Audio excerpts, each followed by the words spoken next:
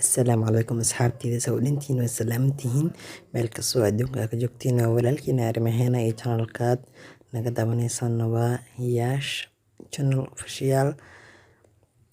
Marka asxaabta waxaan idin leeyahay soo dhawaada, waa anigoo ah walaalkiina arrimaheena cade. Waxaan idin leeyahay mar labaad, horta channelka labadan beri waa ka mashquulsanaa sababtoo ah cilad jirta awgeed. Mashquulkaas ayaa i haystay, marka intaan ka maqnaa waxaan islahaa asxaabtaada maxay fiirsanayaan, maxay dhegeysanayaan.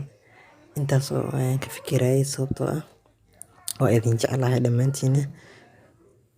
Intii jecel iyo intii necab kulligood waan jeclahay. Marka asxaabta waxaan idin leeyahay sawdintiin waa salaamantihiin.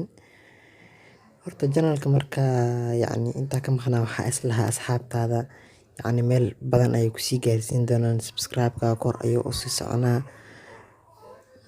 Hadda maasha Allah wuu socdaa, laakiin si ay ka rabo ma noqon. Insha Allah waxaan rajeynayaa inaad gaarsiin doontaan horumarkaan aan rabo inaad gaarsiin doontaan ayaan rajeynayaa.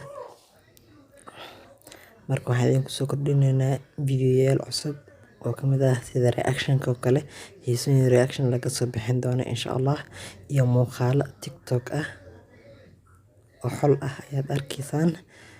Marka asxaabta waxaan leeyahay mid ayaa igu caawinaysaan, marka inaad subscribe ii badisaan, like-ta, comment-iga, share-ka midna yaa laga iloobin. Waa walaalkiina arrimaheena, subscribe-ka lagu sadaqaysta hataa. Waxaan idin leeyahay bye bye, maalin wanaagsan iyo habeen wanaagsan. Waxay idin tahay.